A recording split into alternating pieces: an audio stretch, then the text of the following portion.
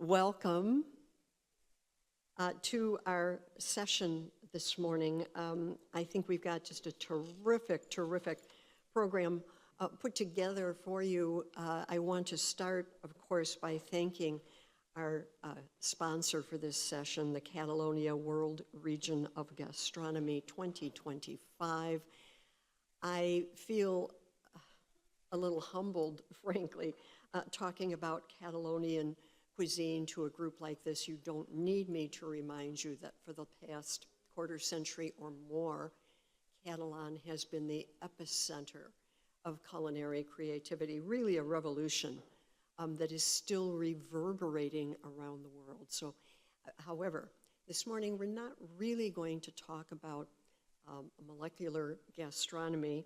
In fact, today's session will take us back, in a sense, to classic Catalonian cuisine, the flavors of the Mediterranean, importance of olive oil, and especially the lessons that can be learned by American operators relative to creativity. You're going to see it in spades, sustainability, and excellence. Now, to get started, I'd like to do some introductions. I'll start with myself. I just jumped up and started talking. I'm Nancy Cruz. I'm the president of the Cruz Company. I'm in St. Paul, Minnesota. I am a menu trend analyst, and I'm delighted to be with you here this morning. And our two world-class chefs. The first, Chef Luis Roger. He is a chef of BCN Taste and Traditions in Houston, but wait, he was actually born in Barcelona, and yes, he did indeed work with the great Ferran Adrià in El Bulli, but he's traveled and cooked around the world, and in fact, I think I saw in your bio, Chef Luis, you chefed on a ship. I mean, he's truly without boundaries, but he ended up in Houston and is bringing Spanish cultural traditions to the Houstonians. He will be joined by Chef Sayat Urzilmaz. He is chef owner of Dalida in San Francisco. He is Istanbul born. He is a CIA graduate, and interesting factoid, at one point, Chef Sayat was the executive chef here at CIA Copia and had overview of all of the food operations. He and his wife, Chef Laura, have also cooked in some of the most interesting and important kitchens around the world, Le Bernardin, Pujol, Husk with Sean Brock, wonderful in the southeast, Robuchon, and now he and his wife, Chef Laura, run Dalida, their inventive take on Middle Eastern cuisine in San Francisco. Now we're going to do a demo, and both chefs, and especially Chef Luis, has said, I really like to take questions and engage with the audience. So if you've got a question, or please raise a hand, and I will repeat the question. And with that, I have no more announcements to make. Chefs, I will turn the program over to you. Well, thank you so much, everyone, to be here. I'm very honored. I'm coming from Houston, Texas. We have a little restaurant, BCN Taste and Tradition, where we try to to represent our food, our culture, through the ingredients mainly, because Spanish food and Catalan food, the reason that I'm coming from is very specific. We don't use a lot of seasoning. It's our style, and so we need those ingredients, right?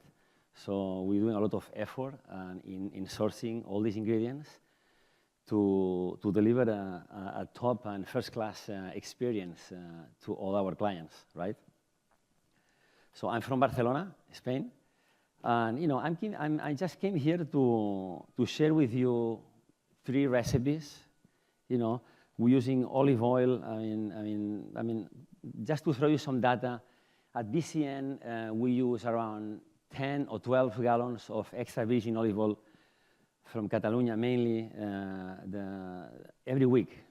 So we've been doing that since 11 years ago, since we just opened. So for me, it's very important, and I'm very obsessed about olive oil. Okay, so I'm going to start with the octopus. It's one of the first dishes that we create at BCN, you know, and a little bit. Let me first put. Let me use a glove because I don't want to. So the inspiration of this dish, you know, I was very lucky to work to stash in a very nice restaurant, very good restaurant. Years ago, El Bulli restaurant in Calamonjoy, in Roses, Girona, okay? And one of the things that I learned more from there was the techniques and the ideas to play with ingredients, right? So with one dish, I can create a lot of things. And this dish, it reminds me of one of the dishes that I learned how to do it in my first stash over there. So we grilling the octopus. So I was not that familiar with octopus when I arrived to the US. I mean, you know, even though I was in Spain, and during my childhood, we used to hunt with those weapons, sea weapons actually, the octopus. But I was never able to play and to cook with it, right? So my partner Paco, he's from Galicia. We were excited to have the octopus, and we decided to call her mom. Right now he's 92 years old, to ask, hey, Carmen, how do you cook the octopus? I mean, because you know, in Galicia it's very popular, this dish, and especially all the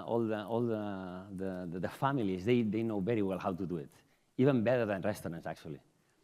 And we called Carmen, and she explained, okay, you got the octopus, you need to soak it like 3 times. So, and this detail is very important. The only thing we want with that is even temperatures, you know. So octopus has a very fragile skin that has a very rich gelatin underneath. If we suddenly or aggressively put a raw octopus in a plancha or a grill, or we boil it, we take the risk of break the skin and start losing all that beautiful and tasteful gelatin, collagen, right?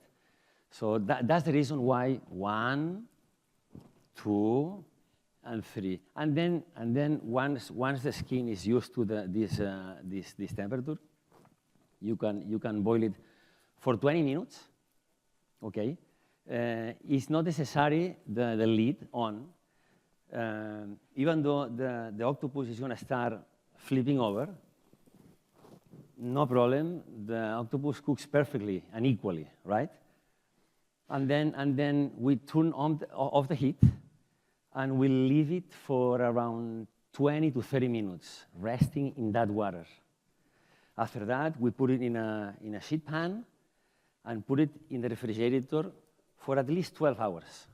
So if you try to manipulate or touch the octopus right after you cook it, you're gonna destroy the octopus because all the skin is gonna be in your hands, right?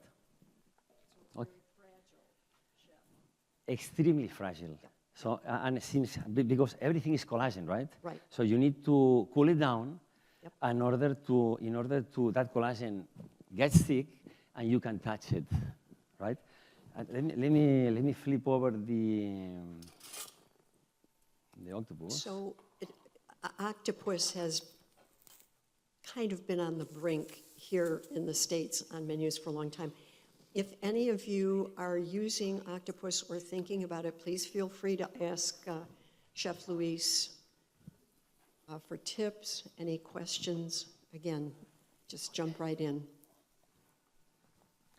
Let me tell you something else about this dish. So this is one of the elements, the octopus. And by the way, the level of salt on the water is very important. So I would say 10% at least of salt with the water. It would be perfect. Okay. So another preparation with olive oil. Sometimes I want to show you, in this case, is something that I use to bring freshness and to bring color in my dishes. Italian parsley with a little bit of olive oil and a little bit also of vegetable oil, because I don't want to power that much, and I want to showcase the freshness of the green of the parsley, right? And then we add like 3 or 4 cubes of ice cubes. We put everything in the Thermomix. I use the Thermomix, but I think if you wanna do it in a RoboCup or blender, that's fine. And then you strain it with a very thin strainer, and you obtain this. And it brings flavor and freshness. That's it. Another element that we have is the pine nuts, very popular in our region, right? There is plenty of them. And the grapefruit, I discovered that grapefruit back in '98 when I first stashed at El Bulli. And it was, I was impressed about the color, about the flavor, about the texture, and about the size, because usually, in Spain, the orange, I mean, they are not that big, and I was very impressed about how big can be a grapefruit. So, okay, and then we're gonna do another element of this dish is the mayo foam, okay? That's another thing that I learned in El Bulli back in '98. Is a simple mayonnaise that you blend it in a container, and then you put it in a siphon. Thank you. So right now we have it with the circulator. It is nice and allows to be a little bit warm, so that brings something special. You usually use mayonnaise in a jar from the grocery store. So in this case, we put a lot of air and also temperature. And I would say the flavor is the same, but I think it can be a little more pleasant because of the delicate and airy texture that it has. Okay, this is for the potato. Yes, thank you. Thank you, Rebecca. Chef Luis, while you're preparing your dish, your restaurant is in Houston, and it is BCN, I believe. What's the significance of the name? It's BCN Taste and Tradition. And Tradition. So BCN, Nancy, is the airport code of Barcelona City. The airport code for Barcelona. Terrific. And then we add taste and tradition because are the values that we share with my partner. Yes. We are very traditional people, family, married with children. We do love traditional cooking, traditions, culture-wise. Right. And then the taste. We both love to eat well and try to be a little selective when it's time to choose a restaurant. In terms of taste, general taste, we have the same taste. And we consider that would be nice to add those 2 words on our brand, right? Yes. Okay, I can see right now, I don't know if you can kind of see, so it's too thick right now, So I would like to add a little bit of water to have it a little more liquid. So just a little bit. I'm sorry, Rebecca, that was last minute. It's a beautiful color, isn't it? And this color, so it is very important to use the ice cubes because that emulsion using the ice cubes, it kind of brings this like a pistachio green, very colorful, right? And even sexy. Okay. So we're going to start with that. We're going to start with the parsley emulsion.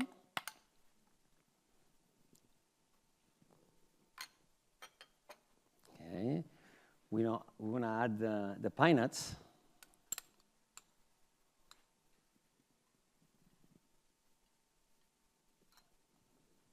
Okay.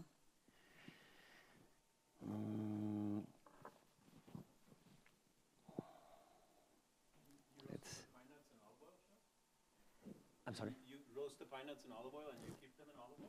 Yes. And it keeps the flavor across it carries the flavor across the olive oil too. And yes, and another thing is that I love the shiny. So it's Yeah. easy to place. So if you see a pine nut without, let's call it fat, Yeah, it looks beautiful. I think it looks better. But either one is fine, eh? Okay. Let's add the other thing here. Thank you. Another thing that I forgot to tell you was the grill. This was an addition. One of my beautiful sous chefs today here helping me. Otherwise, without him, forget it. I wouldn't be able to do all this. Javier, he's from Mexico, and when we opened BCN, I wanted to add the avocado, and he told me, hey, why don't we grill the avocado? And that was very, weird for me, grill an avocado. I have never done that before. But I said, yes, let's do it. And we did it, and I'm glad I did because it brings also another beautiful and different, technique and flavor-wise, actually, So, and now yeah. Let me brush a little bit. Very important always. I love always to use the olive oil to shine the elements. Okay. There's the octopus. And last,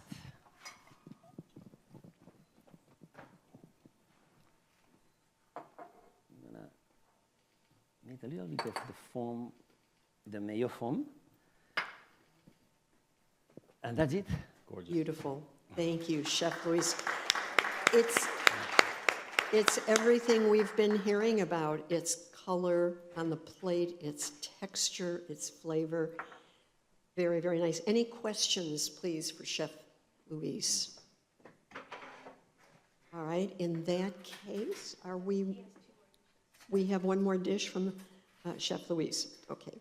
Yes. What about if we go over all the recipes, and then if there is some time left, I would love to, Okay, so you're asking to hand it off to Chef Sayat? No.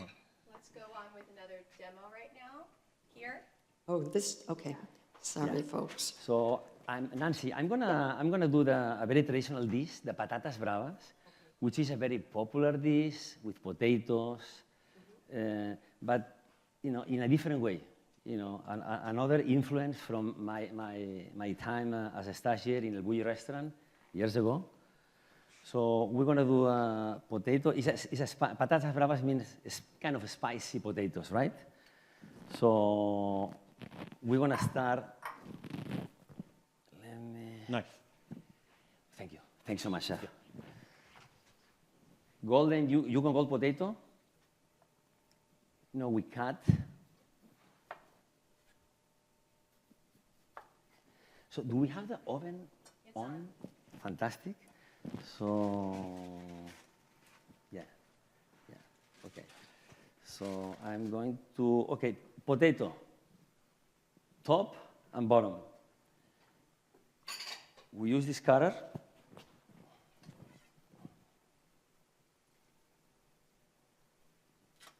Okay. We can use all the left for mashed potato, for anything, okay? It's very important always do not throw away anything and utilize. Okay. Thank you. Okay, I'm gonna, you know, in order to use that, I use a drill. So there is some attachments for wood that you can use, and we empty the potato inside the cylinder, okay? Let me show you. Okay. Yes. Okay. This. So we already did it, okay, as you can see. You can see these beautiful potatoes.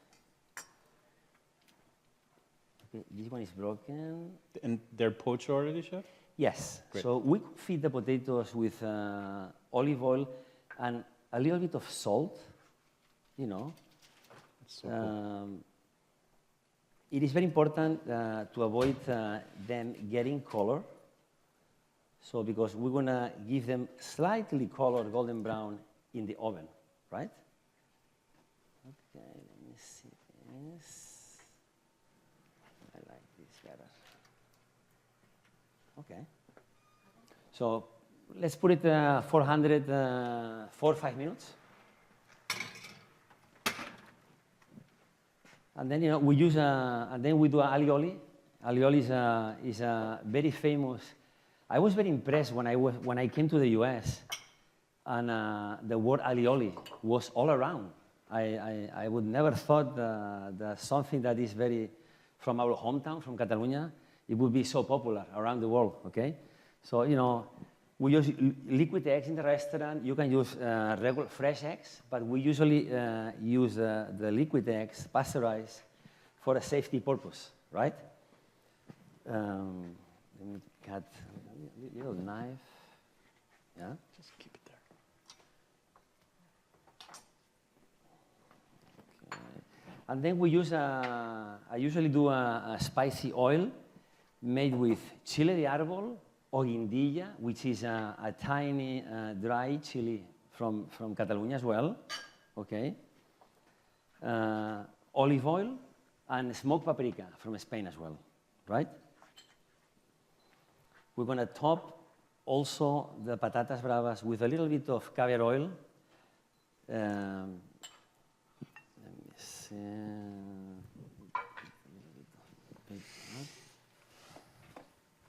And I remember when I opened the restaurant, I used to do these potatoes by hand. So because we didn't discover the drill technique, and we were giving like a most bush of the day to every client. And once we discovered that we were able to produce those potatoes way faster, and then we decide to sell it. Okay. And nowadays it's one of the most popular dishes in our restaurant. And I always say that something as simple as a potato can be that extraordinary, right? So I'm going to decorate a little bit the dish. And Chef Luis, we are starting to lose some time here. Time. Okay.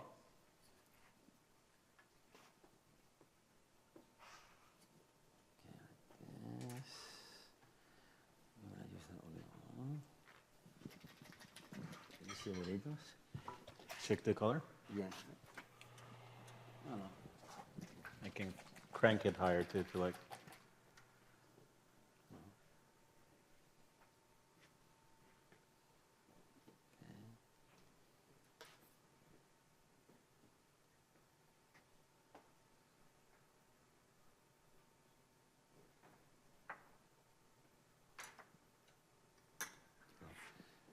I would take it out. It's,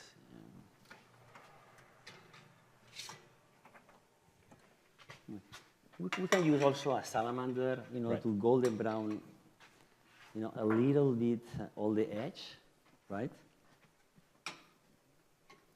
So let me, yeah, like this. So it is very important always to, so because since we have confit all the potatoes, they have already oil on it, so we need to try to get rid of all the oil.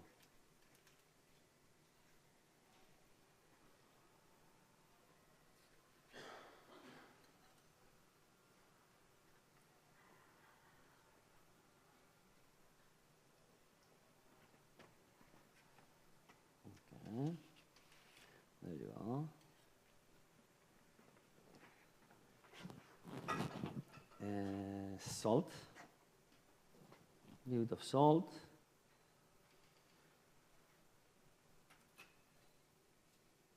And then the spicy oil. I'm going to use it again. Okay.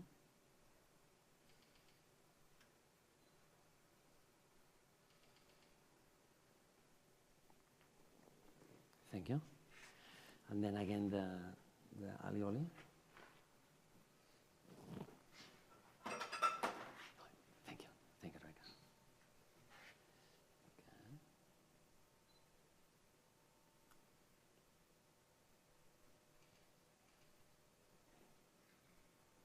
This is definitely patatas And- bravas of a higher order. Beautiful. Thank you, Nancy. You can also use the same technique with any vegetable. No, you can use also zucchini. Their beautiful plate. Okay. Zucchini, sweet potato. You can be very creative using the same technique. And let's the little spatula. The little yes, thank you.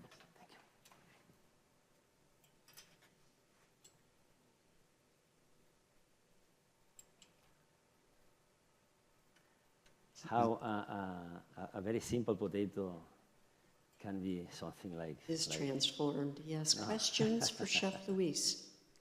Is that spherification or a roe, chef? Yeah, I mean, it's already made. You can buy it. Oh, cool. It has been very popular for many, many years. Oh, awesome. And it has a spicy, has like basil, different flavors as well, right? And we all produce this in Catalonia. We are very creative in Catalonia. It's amazing. Honestly, I'm very proud. There. Okay.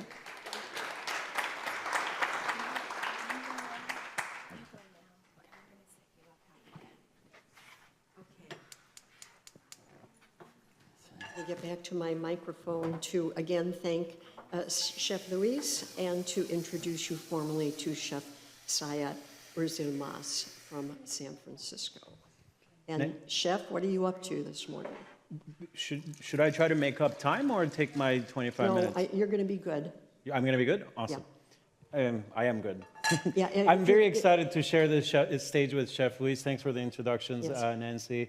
And you know, one of the things that we always overlook, I mean, I'm sure you realize it from an operational perspective, that really the mastermind here is Rebecca, Chef Rebecca. Yes.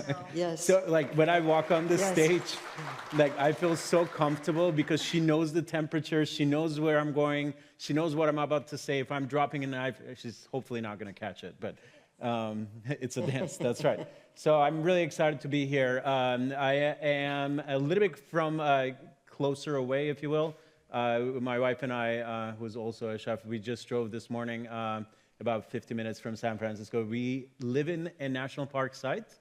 That's the Presidio. If you've driven over the Golden Gate Bridge on this trip, we are the closest restaurant to the Golden Gate Bridge. We're in beautiful Presidio National Park. We live there, and our restaurant is there. So restaurant is home, and home is right next to it. So it's kind of a small life we built for ourselves. As Nancy alluded to it, I was here at Copia for 2 years. You might have seen me talk and burn vegetables and cook with olive oil before. But one of the things I want to focus on today is, what I did with my mom when we came back from the market. So Dalida, as you see, is an Eastern Mediterranean restaurant. So Middle Eastern, Eastern Mediterranean. To me, Eastern Mediterranean is a little bit broader. So it allows us a little bit more of a creative license to expand to the region. So I even borrow from Georgia. I'm Armenian from Istanbul, so I'm a minority. So I have a different interpretation of what Turkish food should be.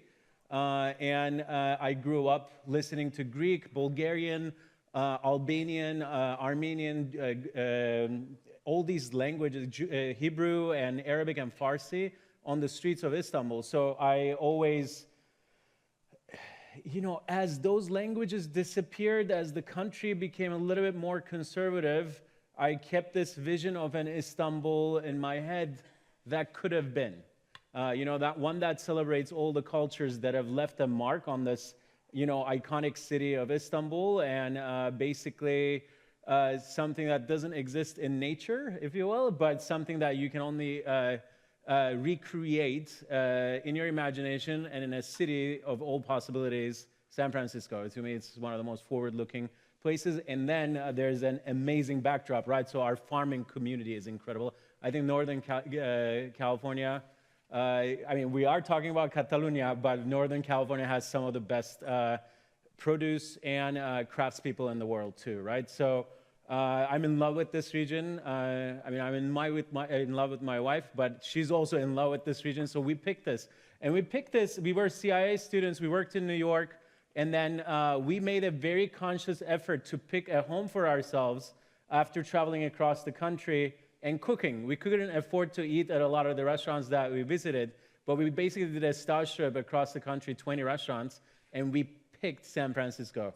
Contenders were DC and Los Angeles, but it was like a no-brainer once we arrived here, and we've been in love ever since. So we have a restaurant in San Francisco. We do lunch, brunch, dinner. We serve about 2,500 guests. We do a tasting menu. We do a lot of large parties, a giant canopy menu, and a beautiful team. We're 80 strong. And we're opening another restaurant in a couple months in San Francisco as well. If you're familiar with the city, so in Dalida restaurant, the new restaurant will be only a mile away from the restaurant. So we're, sort of adding to our little world that we're building for ourselves. So from Istanbul, I grew up there. We lived on an island. The island is called Büyükada. There's all these farmers that come to Büyükada, just like the farmers markets in the Bay Area. If you have an opportunity to go to a farmer's market in this season, it's, people look down on winter, but it's some of the best produce. Like one of the things I get excited about is unripe citrus around this time. Not too many people know how to appreciate it. And I get really excited about it. This is an unripe satsuma, and I have an unripe calamansi and an unripe yuzu that I picked from the garden this morning with a little bit of tarragon and everything. So one of the things Chef Luis was talking about was basically utilizing product, right? So making sure the potatoes are going to get mashed into a family meal or a mashed potato or something.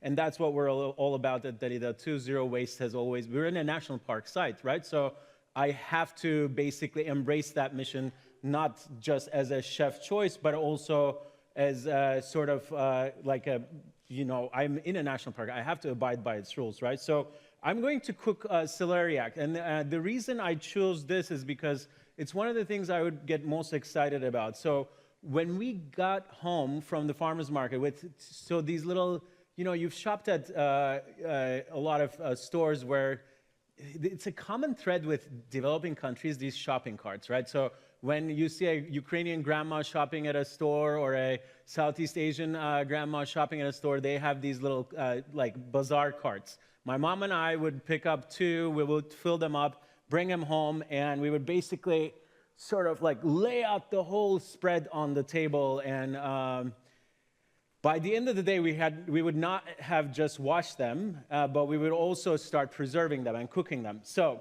one of the ways of preservation is obviously with olive oil. In my next presentation, we'll talk about emulsions, actually. So olive oil emulsion. So this one is an olive oil poaching method that I'll talk about very quickly. And the next one will be about olive oil emulsions. So I am very partial to California olive oil. We make our own olive oil in Cloverdale with a farm called Showa. In fact, it's Olio Novo season right now, unfiltered olive oil you can actually taste the field almost, like all this grassiness and the natural bitterness that comes from the garden goes into it. So first, I'm going to make a flavorful broth. In France, it would be called Barigold. In Spain and in Italy, people think of it as conserva, right? You start with a liquid and then preserve it with a little bit of vinegar and olive oil. In Turkey, we just call it zeytinyağlı. Zeytinyağlı means with olive oil. The lu suffix basically means with. And zeytinyağı is the word for, just like the restaurant in Washington, D.C., Chef Jose Andres and the head chef whose name is escaping me, who's also presented here a lot. Who was it? Michael, yes. Chef Konstantinos, he's got a Greek last name actually. But so celery root, it's, you know, if you're not familiar with it, it looks ominous, but it's one of the silkiest, most delicious thing. I am building a dirty cutting board, but this is a demonstration, so we're not going to serve the food. Just keep that in mind as I make my hygiene mistakes. I'm sure Rebecca is going to help me wipe it eventually, or scold me for not following CIA standards. Yes. So we'll take these off of here, and then I'll wipe my cutting board somehow. Thank you, Chef. That is a scary-looking vegetable. How do you know if it's ready to use? Or It's one of the things, it's relatively invincible in terms of cooking, okay. in that, like, obviously you can overcook it and it turns into mush, but it's one of those things that when you overcook it, it actually turns silkier. And in fact, this preparation, instead of like that French idea of al dente, I actually like this vegetable in our French education tradition, overcooked. And this preparation, just the zeytini olive preparation in general, tends to do better with overcooked, quote unquote, right? So I'm going to set these aside, and we'll actually get our aromatics in the broth first. I like to sort of get my garlic sweating first. Boiled garlic versus sweated alliums is just like a whole different experience. So we'll get them turned on and sweating a little bit just for the sake of demonstration. I'll kind of fast track some of the build, if you will. But the idea is sauteed alliums can have more developed flavor in your final broth than something that's just been thrown into the stock. And I prefer, typically, the sauteed version of that flavor, basically. But since we're really after the chunks of celery root we previously peeled, we're not really so concerned about skin. It's really just making a flavorful broth. Chef Rebecca has even the burners labeled here, so I don't get confused. So we have this beautiful Catalonia oil as well here.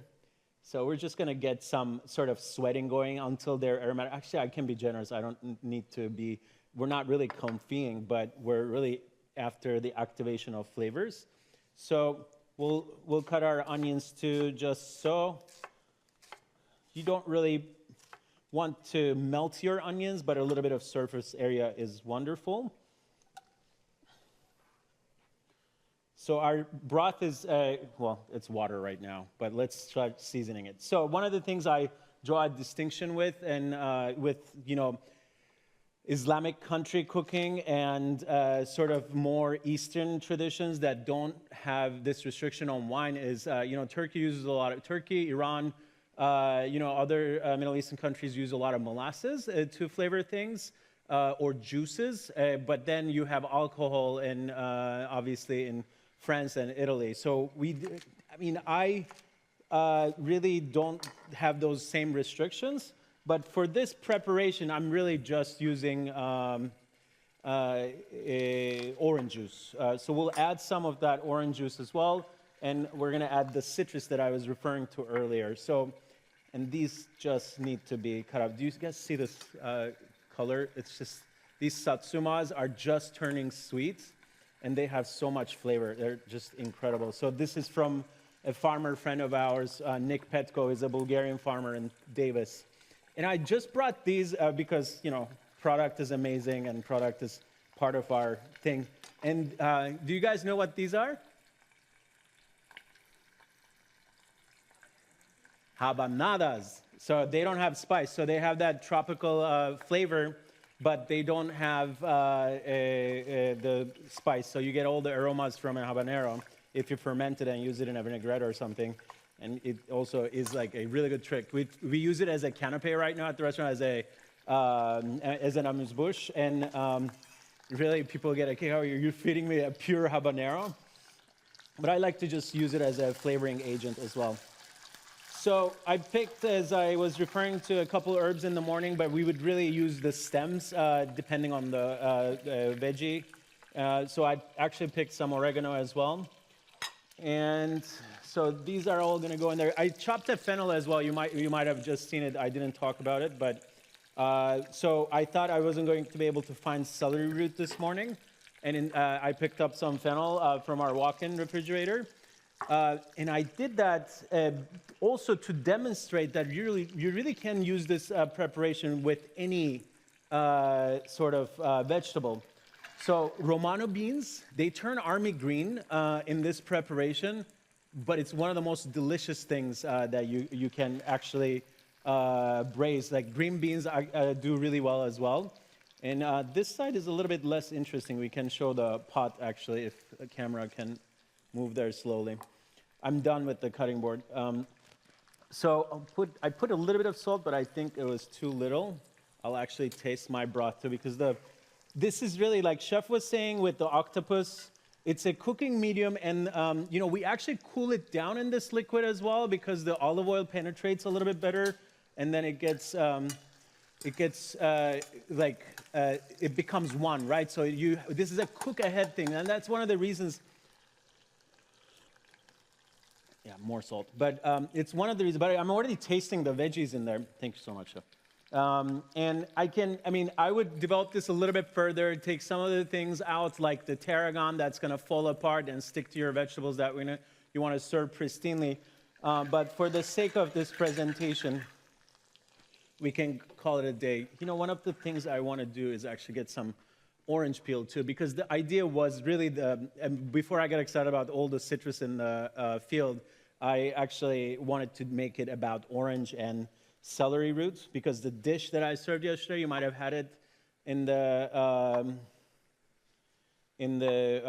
luncheon, was basically hazelnut, celery, and orange theme. So I want to stay true to that.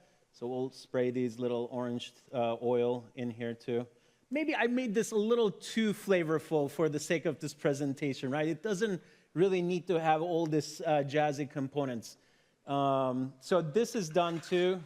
And so, and once this is all boiled and ready, we'll drop the celery. And but the way, one of the ways I approach it is we'll add a little bit of lemon juice to this too, and then we'll add a lot more olive oil as we're cooling it down. So at the end of this, we'll have a cartouche. A lot of you are familiar with it. It's basically just like a little paper piece on top. So the vegetables that are rising to the top are submerged by that thing, and they're cooking a little bit more evenly. It creates a little bit of a temperature barrier. But the point is, there's a cartouche. Thank you, Chef. So the point is, this will basically simmer, and at the end of the cooking process, I'll add the olive oil. It keeps, I don't mind cooking olive oil, especially when it's this beautiful. I don't mind cooking the olive oil long term. It actually develops a little bit more flavor. It marries, just like the pine nuts Chef was serving, in the olive oil. The olive oil will carry that flavor too. And in fact, so my mom will cook these veggies. We'll serve the veggies. It's like a component, right? You can put it on a green salad. You can serve it next to lamb. You can serve it on its own. We'll have, like, when you go to a meze shop, actually, like a restaurant that serves a lot of mezes, what you're going to be experiencing is a bunch of pre-cooked items that are incredibly flavorful and finished with fresh, an extra virgin olive oil, or a little bit of lemon juice and some salt at the end, right? So that can be as simple as a meze. This can also be a component. How many of you tried the little bite yesterday? The celery root bite. It was great, right? So it was just like silky, smooth, simple, very sort of unassuming, but it's just such a pleasant experience if you like vegetables, and you should like vegetables. So in fact, for this amount of veggies, I would probably have used, I guess it's a demo, but I just feel like I'm going to waste it, but I would use this whole olive oil, basically. And then cover it up, let it basically cool down in its liquid, let it all marry together, right? I would not serve this immediately. It has to sit in that liquid. You used it anyway. Yeah. I didn't want to waste it. But yeah, it's the right thing, right? So we're doing a demonstration. But the point is, it can be served obviously immediately, but it'll be a lot better if we serve it the next day when it kind of stews in its own liquid. So this is one of the things that I'm trying to continue. Obviously, we're a big production restaurant, and but on Thursdays and Sundays, I go to the market with Laura 3 times a week, and then we bring back cases upon cases, and I get overzealous about buying product because I want to preserve it. But I get scolded by my sous chef. Chef, we don't have space. So Thursdays at the farmers market, that's what I used to do in Büyükada in Istanbul, and I'm basically continuing that tradition. And this is the extreme romance part of it. On the way to the market, I call my mom every day. It's just like, what are you going to pick up today? What are you going to do with it? So it's like food is about connection, right? It's about connecting with our ancestors. It's connecting with our peers. It's connecting with our future, right? So chef brought Catalan cuisine to America, and now he's adding avocado. That's like connecting with Javier. What was theirs? Yeah, Javier, right? So it's like, we're all about connection. And then when we have something as delicious as this, becoming sort of the conduit to, what I'm calling connection or emotional attachment, that's basically, I'll turn this off. It needs a lot more cooking, maybe another 15 minutes. But it's going to be delicious when it comes out. And we will. Yes. Questions for Chef Sayat? I'm not going to play this. Is it okay? I can keep it going, and I can play it, actually. And you had a question, right? Yes. So with the finished preparation, are you actually just removing the celery root to puree, or are you? Oh, good question. You can absolutely puree it, but I really just believe in chunks of food, not purees so much. I mean, that's like a personal thing because that's what I grew up with. Purees are delicious. We do purees, but in this case, really the plate that this was on for 2.5 years, we just recently took it off. It was basically a bowl of 8 chunks of celery with like large chunks as I cut it. A little bit of a couple of other colorful vegetables that we would add on in there, and a little bit of barrel-aged feta, delicious, creamy, orange supremes, and a dressing that we make with the cooking liquid. So it emulsifies really easily because all the pectin and all the vegetal, even the overcooked onions, we would sort of blend in there. But we did a dill orange dressing basically for that plate, and it was just, it was, for a long time, it was my favorite plate. Like for lunch, I would put tuna on it, and that was my lunch basically. But yeah, I'll, go ahead. Excuse me, Chef, I was going to say we're running short on time. Yes. So, I think Chef's going to pick up, talk about another plate too. Yeah, hey, Chef Luis. yeah, of course. Well, I'm finalized with my last dish, which is chutoro with the Mediterranean, and in a bit of kind of salad with the season. We're adding some sweet potato and frisée, which are also very popular in our home country. So I sliced instead of a carpaccio, the whole piece, since I think it's easier instead of cutting and, sometimes, I think it's more easier to eat this salad in these little pieces. So I dressed the chutoro with some dashi and a little percentage of tempura sauce. Thank you. I would like to add some olive oil first, slightly, yeah. I mean, I can survive with extra virgin olive oil, Especially, I do love the Arbequina variety.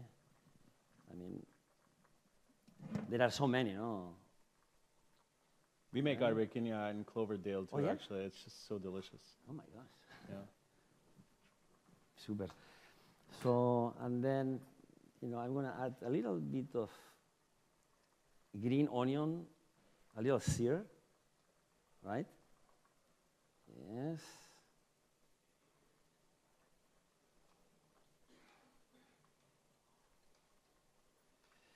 And then we will build little kind of tiny salads. So because this dish is a salad. Let me. Okay.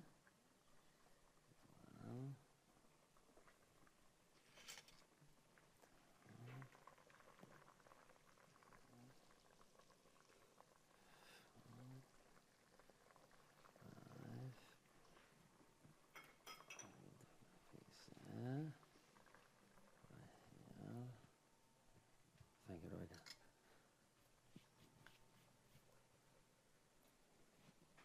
So, one more.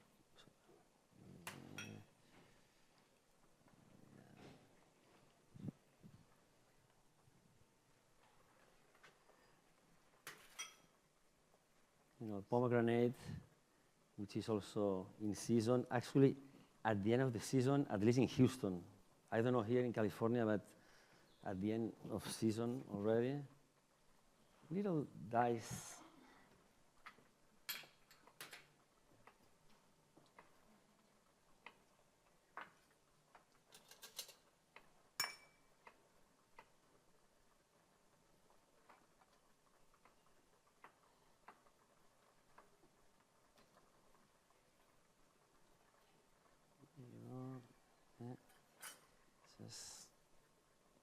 And finalize with the vinaigrettes. So I'm gonna add a little bit of eucalyptus oil on the cassis. Thank you.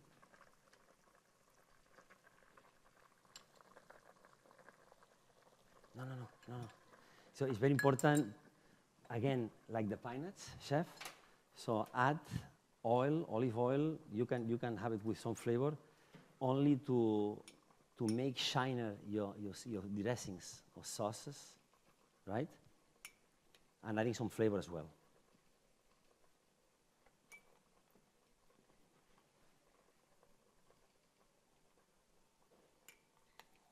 Oh. And last, we have here some demi-glace. We can use chicken or beef demi-glace, it doesn't matter. And I'm gonna add some charcoal oil.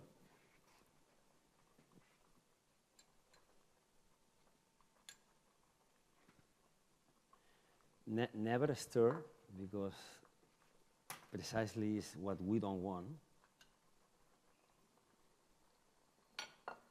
And you can see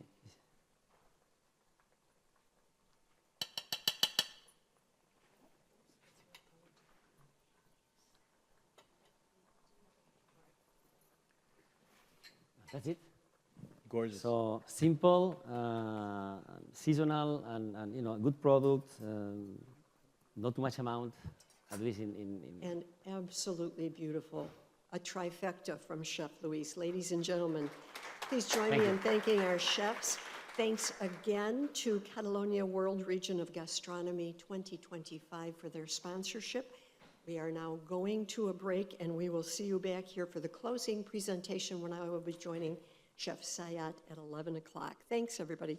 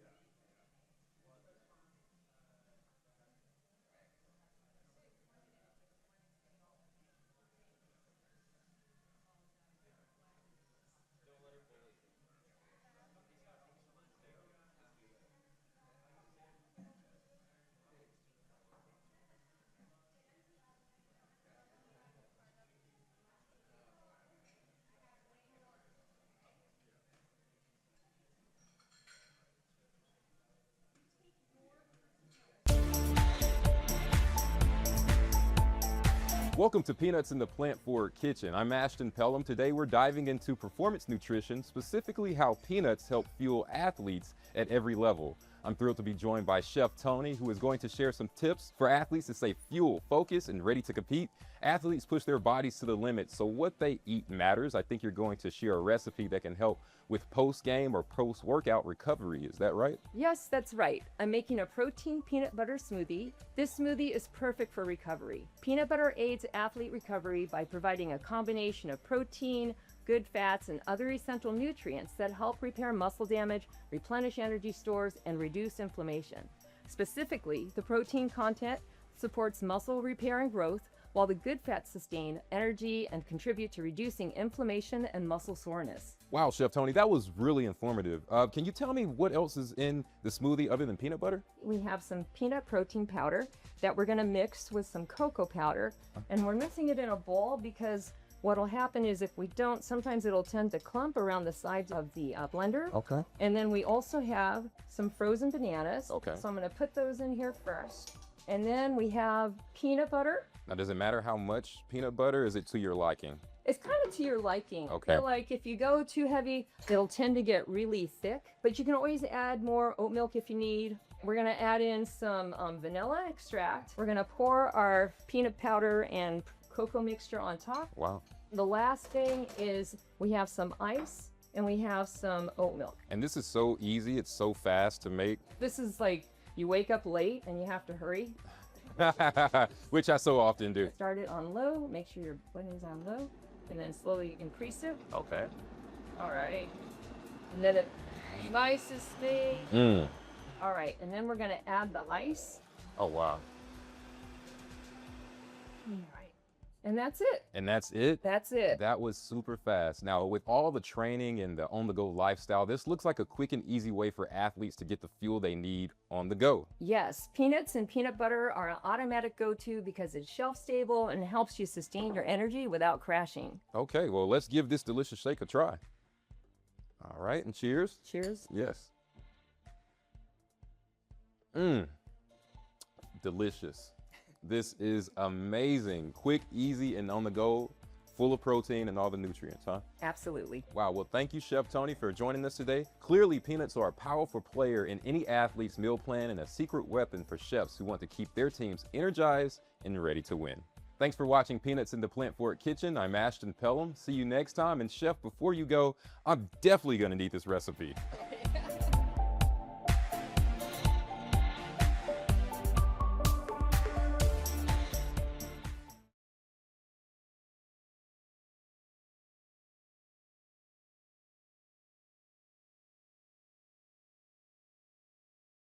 These crispy Vietnamese spring rolls, or chua zo, are traditionally made filled with Whittier mushrooms, vermicelli noodles, pork, and sometimes shrimp, though this can vary regionally. Today, I'm going to show you how to make a vegetarian version, filled with tofu and vegetables in place of pork and shrimp. In Vietnam, these spring rolls are enjoyed as an appetizer, like we'll demonstrate here, or as a topping on bún chả. First, let me show you how to make the filling. Heat canola oil in a skillet over medium heat. Add lemongrass, shallots, and carrots, and saute them until they're fragrant, about 3 minutes. Next, stir in rehydrated and minced Whittier mushrooms, cooked and chopped vermicelli noodles, and some tofu. I'm using the soya organic extra firm tofu that I've crumbled. Add soy sauce, oyster sauce, and palm sugar, and cook for another 4 minutes, stirring to incorporate. Remove from the heat and allow the filling to cool completely. This is key in order to prevent soggy spring rolls. Now I'll show you how to assemble the spring rolls. You can lightly brush the edges of the Nasoya egg roll wrap with some cornstarch paste to ensure a really secure seal. I've made that by cooking equal parts cornstarch to water to make a little egg roll glue. Place about 2 tablespoons of the cooled filling in the center of each egg roll wrapper. I'm using Nasoya egg roll wraps for this because they hold up well and crisp up beautifully when they're fried. Fold the bottom corner over the filling. then fold in the sides. From there, roll the filling tightly so it's sealed. Let's go ahead and finish assembling the rest of our spring rolls. You can make these in advance and refrigerate them until you're ready to serve them. Now we're ready to fry our spring rolls. Heat oil in a deep skillet or pot to 350 degrees Fahrenheit. Fry the spring rolls in batches for 2.5 to 3 minutes or until they're golden and crispy. Drain them on a wire rack or paper towels to maintain their crispiness. Arrange the spring rolls on a platter with lettuce leaves, fresh herbs, and some pickled carrot, cucumber, and daikon. Serve with nyok chom dipping sauce or sweet chili sauce on the side.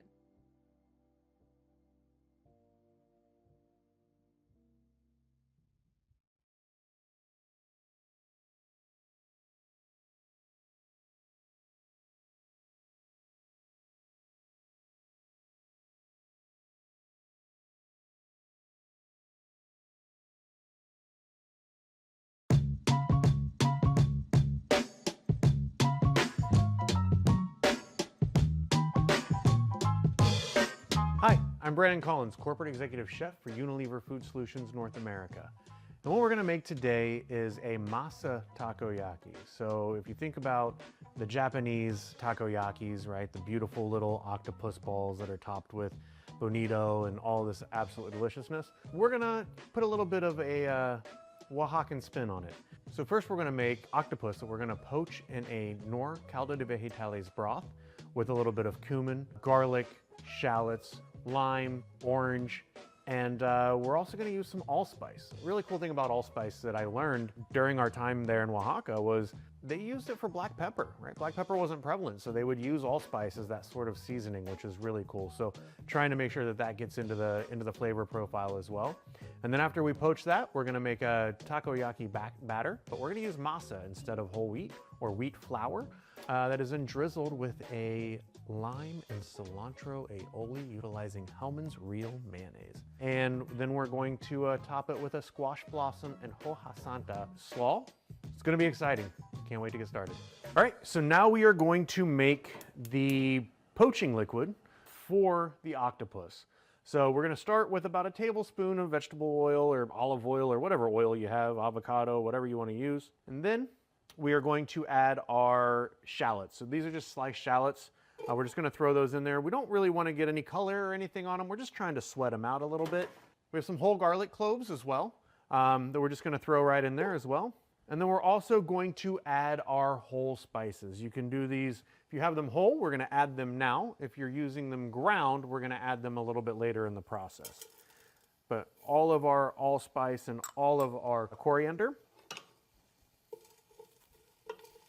we're just gonna sweat these out a little bit just to try to release some of the flavor before we add the water and the caldo and the citrus. And we're putting the spices in now because spices are fat soluble, right? So you wanna get all that flavor in there before you add the water. If I was doing ground, I would add them now. Beautiful. Again, we're just trying to wake it up a little bit. Don't have to go too crazy because these are gonna be cooking for the next 3-4 hours. So we're gonna take our water, about a gallon of water, right into the pot.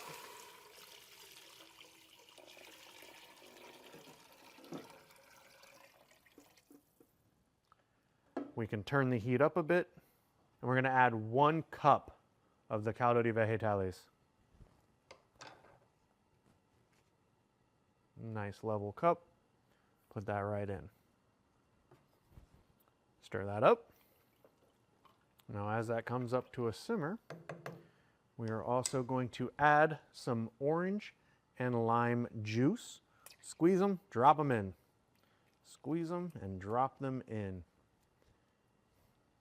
It's good to get all of that flavor of that orange in there. We're gonna do the same thing with the limes.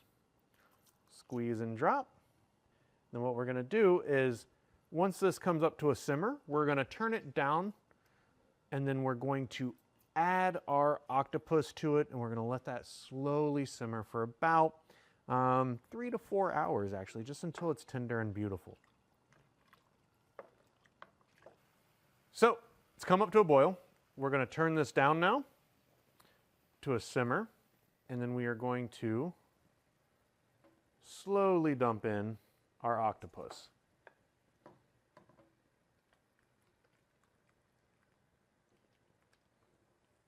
We want this to be at a very, very low, slow cook, just so that way it will end up being nice and tender and not overly tough and chewy.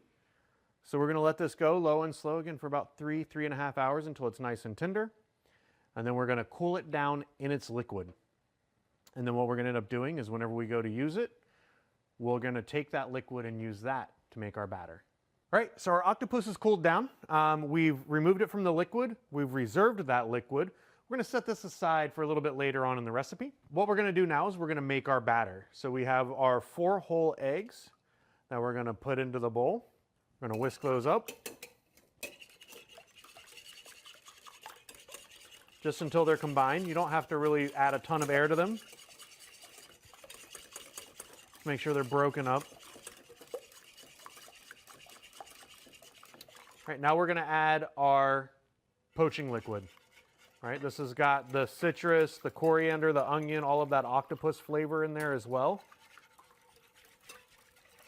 It also has the nor caldo di vegetales in there. And then now I have the masa, right? This is 2.5 cups of a blue corn heirloom masa. It's going to go right into this batter.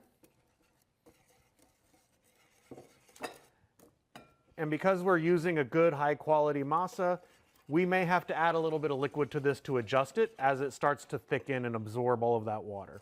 And also, there's no gluten in masa, right? So we can kind of agitate it as much as we want. So we are definitely going to need to add a little bit more water to this. So while we're adding more liquid to this, what we're looking for is the consistency of like a thin pancake batter, right? We want that to not be too thick. We're not trying to actually make like tortillas or anything like that out of it. But we also are trying to make sure that it's viscous enough to be able to hold up whenever we put the octopus in it, right? So think if you're making a crepe or something along that line. So I added about another cup of water just to get to this consistency, and this is exactly what we're looking for.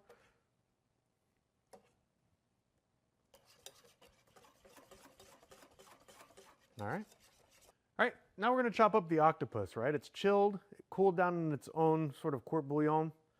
We're just going to chop this up. Now it's going to go inside the batter, right, whenever we make the takoyaki. So we just want it into pieces. It doesn't have to be perfect.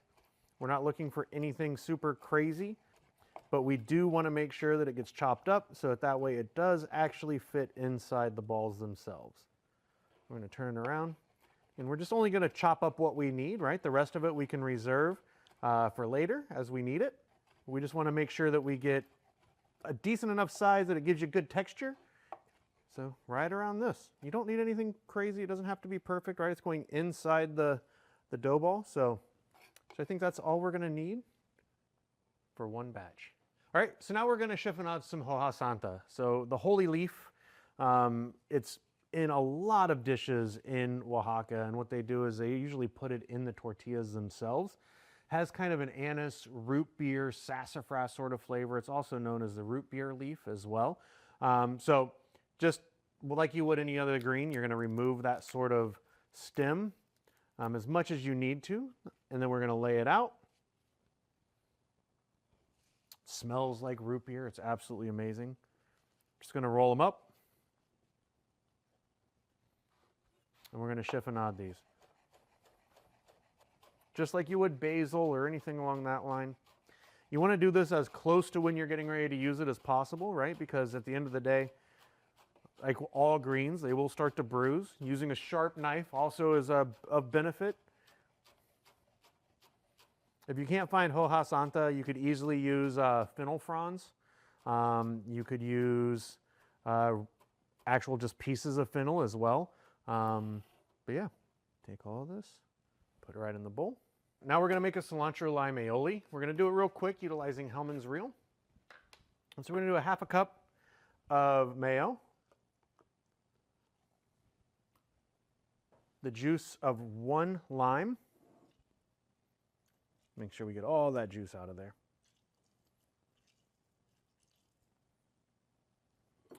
And 2 tablespoons of chopped cilantro. In Oaxaca, they have a special cilantro called cilantro criollo. That is somebody who has the gene that everything tastes like soap whenever I eat cilantro. It was absolutely delicious. All right, and that's it.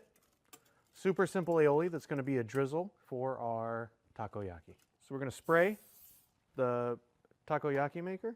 We're going to pour our batter in.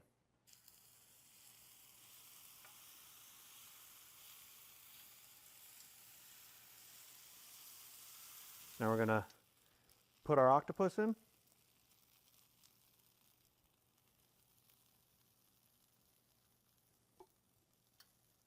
Get that octopus down in there. Let them cook so that way they sear on the outside so that we can eventually get them to break free. So that way we can rotate them.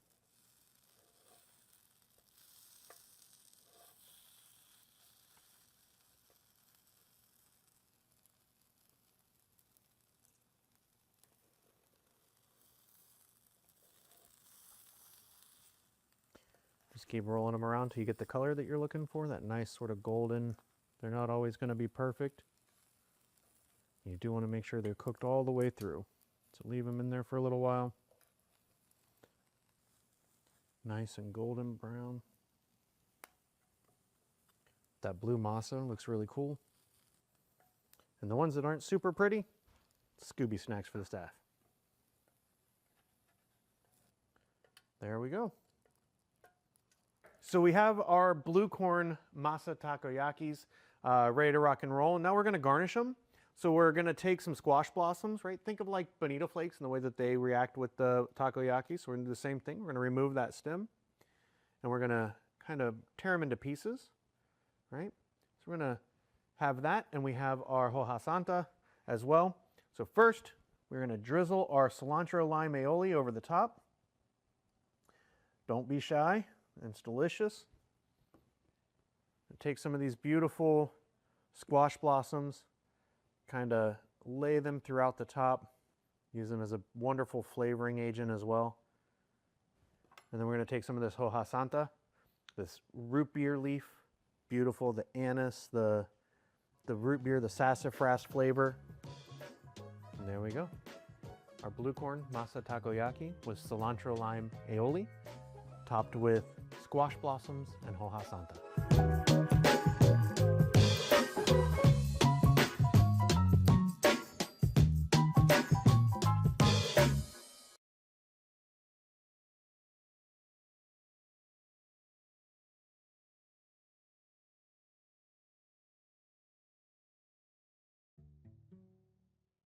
One of the most delicious and iconic comfort foods in Europe is moussaka and its many variations depending on where it's made.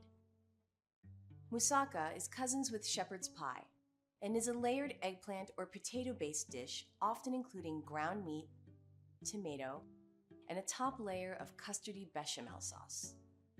Moussaka is a 13th century dish from the Arabian Levant. Today, it's enjoyed all over the Balkans and the Middle East, and it has many local and regional variations, from hot to cold, with or without eggplant, filled with beef or lamb, and everything in between depending on its origin. In the same spirit, I'm making this delicious layered dish inspired by Bulgaria's moussaka, Malta's timpana, and Cyprus's macaronia to furnu, using ingredients from all over the European Union. The first step is to prepare the hotel pan. I'll butter the pan with this garlic and herb butter from France, which will add some creaminess. Next, I'll cover the butter with some crushed potato chips. I'm using truffle and Irish butter potato chips from Ireland for their intense truffle flavor. As the base of the dish, I'm making a twist on the traditional savory meat and tomato stew. To give my stew some umami sweetness and a different textural element, I'm starting by using the oil from the EU organic dried cherry tomatoes from Spain. The EU organic label ensures that the product is safely made, following strict regulations, and with respect for the environment. You will find moussaka made with ground beef, pork, or lamb. But I'm making this version using cotechino Modena, a traditional cooked pork sausage from Modena, which has PGI or Protected Geographical Indication status, meaning it's a product deeply rooted in its origin, with most of its production taking place right in Modena, Italy. The rich and savory flavor of the sausage pairs beautifully with other European ingredients in this dish. Mediterranean appetizer of fried eggplant and peppers from Bulgaria is a great product to use because the fried eggplant and peppers are already mixed with flavorful tomatoes, garlic, herbs, and spices.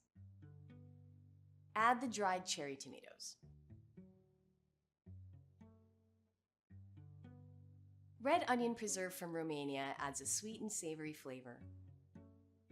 Add a bit of sweet paprika from Hungary for a sweet smokiness. The product holds a PDO or Protected Designation of Origin status, meaning that every part of production, processing, and preparation must take place in the region of its geographic origin. I'm adding a splash of Slovenska Istra, a Cabernet Sauvignon from Slovenia that also holds PDO or Protected Designation of Origin status, meaning it's crafted entirely in its home region, capturing bold notes of black currant, blackberry, and a hint of black pepper. I'm giving our moussaka an elevated and fun twist by topping it with a whipped herb and truffle potato chip flavored bechamel. I was inspired to use potato chips in the topping since it reminded me of the instant mashed potatoes that so many of us grew up eating. I'm using more of the truffle and Irish butter potato chips and bringing them to a boil in water. These get blended with a little more of the garlic and herb butter from France.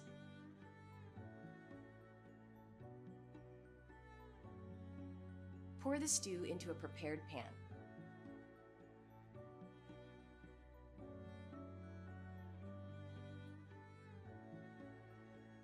As you can see, the bechamel is looking so delicious and is going to be the perfect creamy counterpart to the rich stew.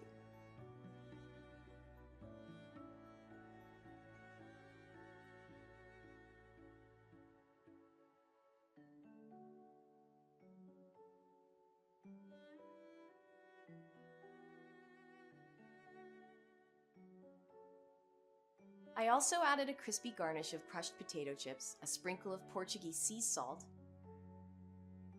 and a bit more of the red onion preserves on the side, with a dusting of sweet paprika from Hungary. This moussaka is such a rich and comforting dish with so many layers of intense flavor. I love this comforting and end of summer recipe because it reimagines the iconic dish through a modern lens by using high-quality ingredients and showcasing regional depth and cross-cultural inspiration.